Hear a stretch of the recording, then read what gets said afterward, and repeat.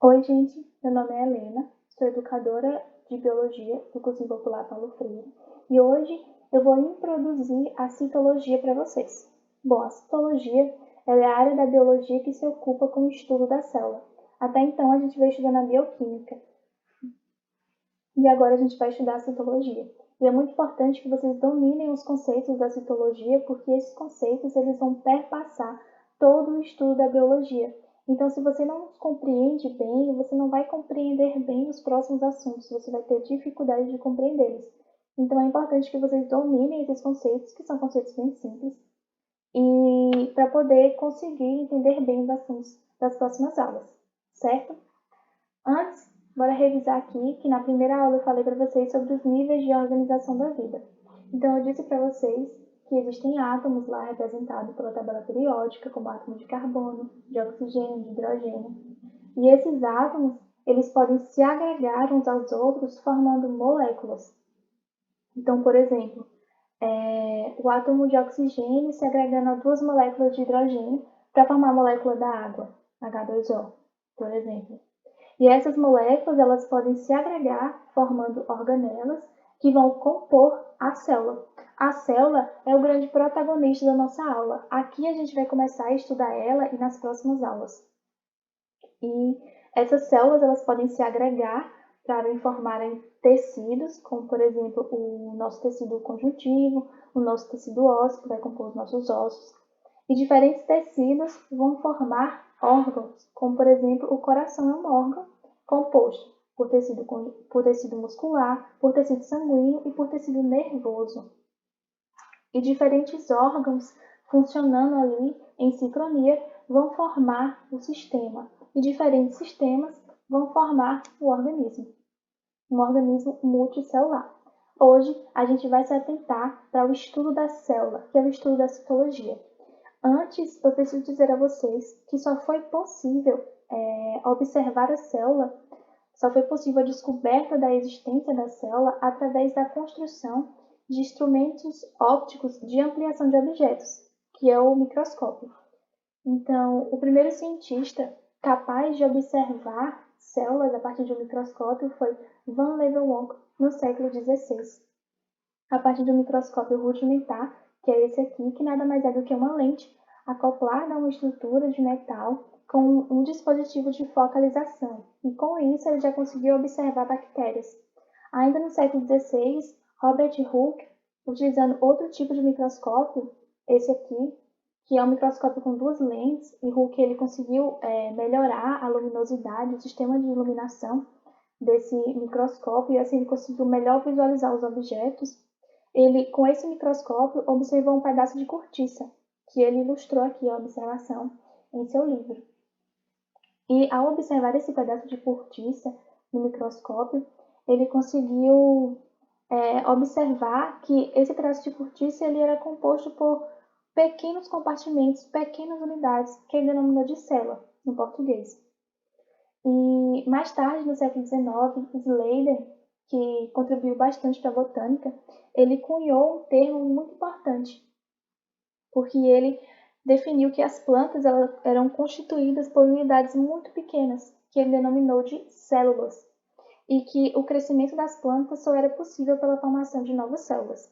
Schwann, ainda no século XIX, a partir dos estudos de Slater, ele realizou estudos com células animais, evidenciando que existiam sim semelhanças entre células animais e vegetais. E os estudos desses dois cientistas, as conclusões deles, foram muito importantes para a biologia, se impactaram a biologia, porque unificou a botânica e a zoologia sobre uma mesma base, que é a base celular.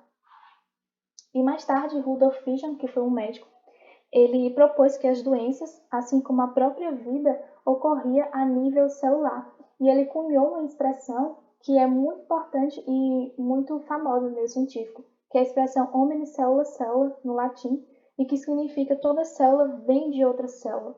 Então, esses cientistas eles fundamentaram a teoria celular que até hoje é vigente, que é de que todos os organismos vivos são constituídos por células, ou seja, um organismo para ser considerado vivo, ele precisa ser constituído essencialmente por células.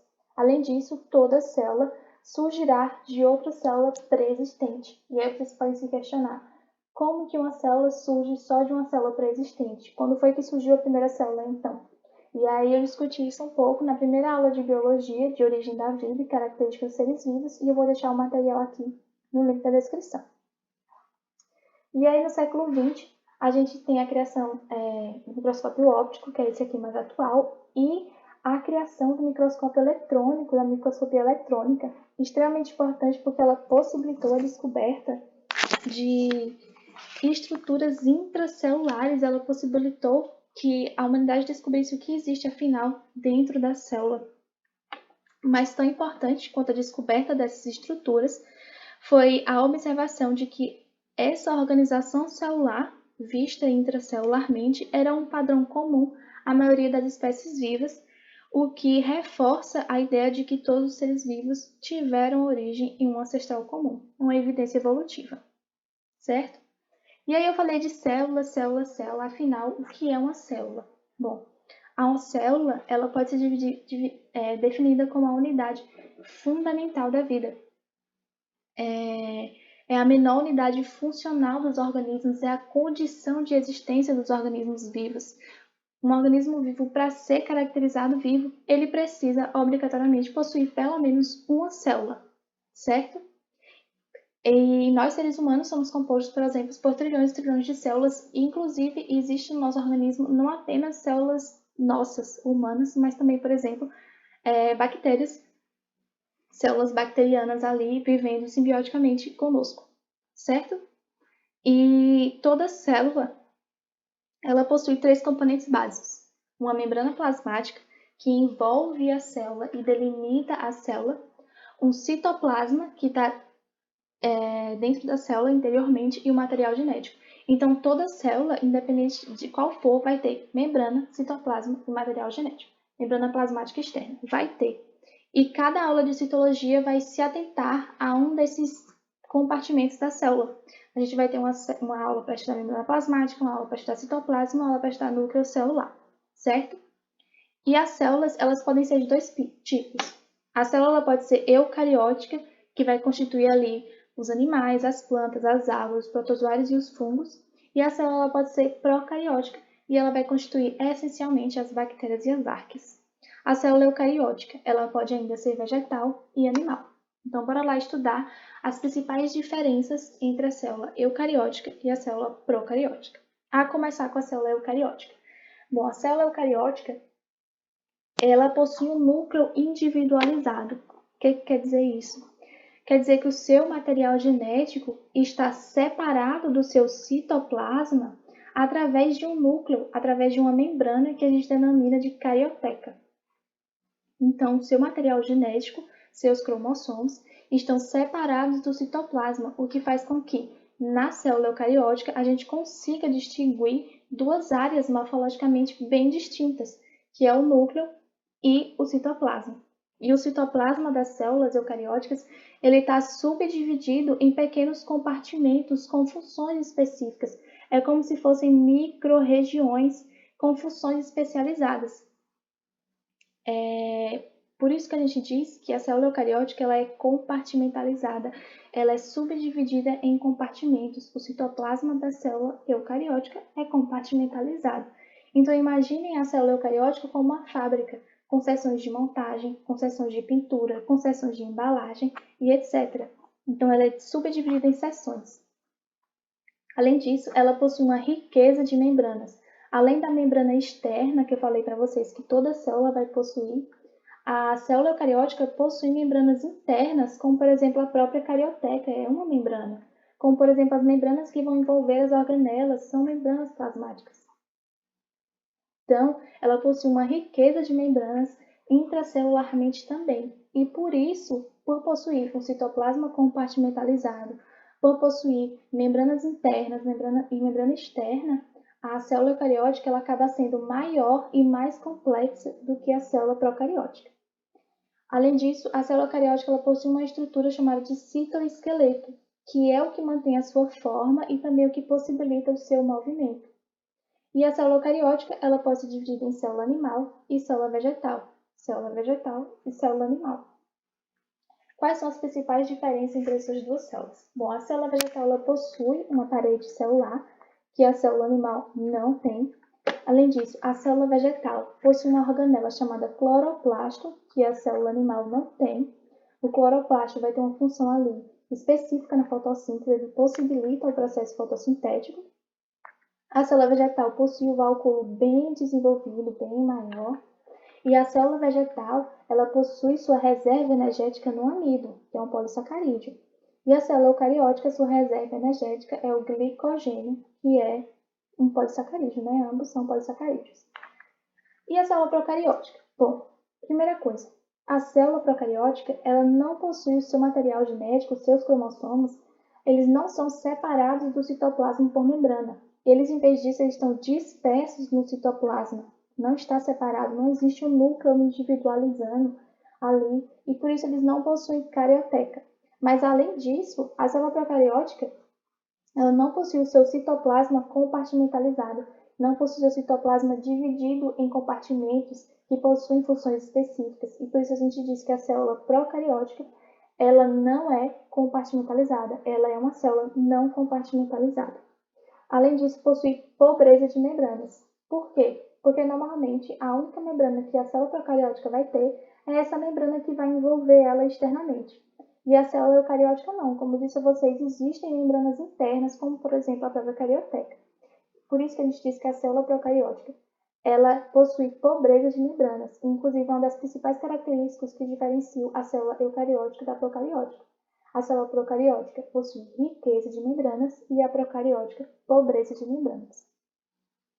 Além disso, a célula procariótica não possui o citoesqueleto. O que mantém a sua forma é a parede celular que envolve a membrana. E, por não possuir citoplasma compartimentalizado, por possuírem pobreza de membrana, as células procarióticas elas são menores e mais simples. E por isso elas foram provavelmente as primeiras a surgirem. E posteriormente teria surgido a célula eucariótica, ali que surgiu pela invaginação da membrana, ou seja, por dobras na membrana externa que entrou na célula e possibilitou a existência e surgimento de estruturas membranosas intracelulares, como por exemplo o núcleo. Existem mais diferenças entre as células eucarióticas e procarióticas do que as que eu te falei e que a gente vai discutir no decorrer das aulas de biologia, mas as principais são essas, certo? E aí a gente precisa desconstruir uma coisa, né? Quando a gente está lá no ensino médio, a gente aprende na escola que a célula é isso aqui, é essa bolinha aqui. E a gente acaba construindo a imagem de que toda célula é essa bolinha, quando na verdade não, né? As células, elas possuem uma infinidade de formas, elas podem assumir diferentes formas, como por exemplo, o nosso neurônio possui essa forma, as hemácias, os enterócitos, que são as células que vão compor lá o nosso tecido intestinal, as células que vão compor o nosso tecido ósseo. Existe uma infinidade de formas, não é só aquela bolinha que a gente aprendeu no ensino médio. Além disso, as células procarióticas também possuem uma diversidade de formas, elas podem ser cocos, espirídeos, flagelados, bacilos. Então, existe uma infinidade de formatos celulares e que a gente não pode se prender aquele único formato que é icônico, que a gente aprendeu no ensino médio. E aqui, um resumão, né? A gente viu lá que a célula foi a protagonista da nossa aula e será nas próximas aulas. O que a gente aprendeu? Que a célula é a unidade fundamental da vida, a condição de existência dos seres vivos, a menor unidade morfofuncional de todo ser vivo, e que essa célula ela pode ser tanto eucariótica como a célula procariótica. A célula eucariótica ela pode ser animal ou vegetal.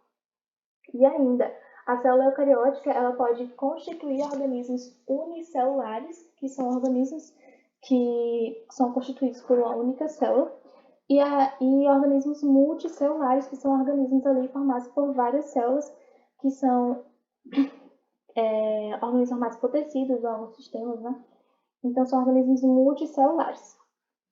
E a célula procariótica ela vai constituir organismos essencialmente unicelulares, como, por exemplo, as bactérias e as arqueias, certo? E aí você pode estar se perguntando, tá, e os vírus? Né? A gente viu primeiro como revisar as principais características dos seres vivos, né? Os seres vivos, eles possuem uma composição química ali, muito forte de moléculas orgânicas e inorgânicas, organização celular, que é a principal característica do ser vivo, possui capacidade de se nutrir e crescer independentemente, de reagir a estímulos ambientais, de se reproduzir independentemente e de evoluir, ou seja, sofrer adaptações, ser mais adaptado ao seu ambiente, né? Sofrer adaptações que possibilitam sua sobrevivência no ambiente. E essas são características essenciais que todo organismo vivo deve ter. O que acontece com os vírus? Os vírus, eles não possuem organização celular. Então, a sua célula não é nem eucariótica nem procariótica, porque eles não possuem células. Então, a gente diz que os vírus, eles são acelulares.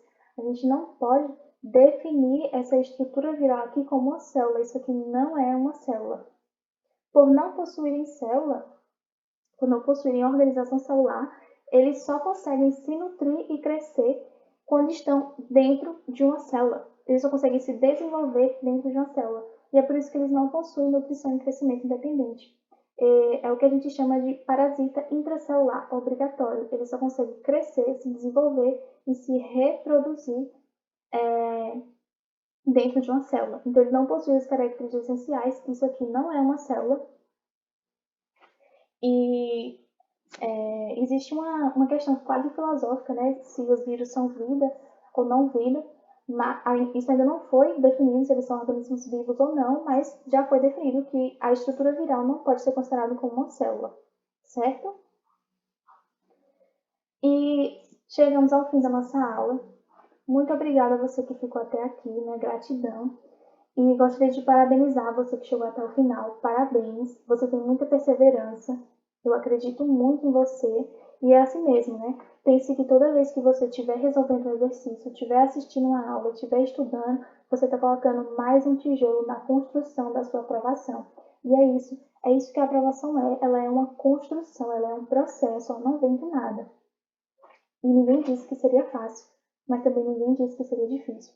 Mas o Cursinho Popular Paulo Freire está aqui, vocês não estão sozinhos, a gente está aqui para apoiar vocês, para segurar a mão de vocês até a aprovação, certo? Se você ficou aqui até o final, por favor, comentem e acessem os materiais que estão aqui no link na descrição do vídeo.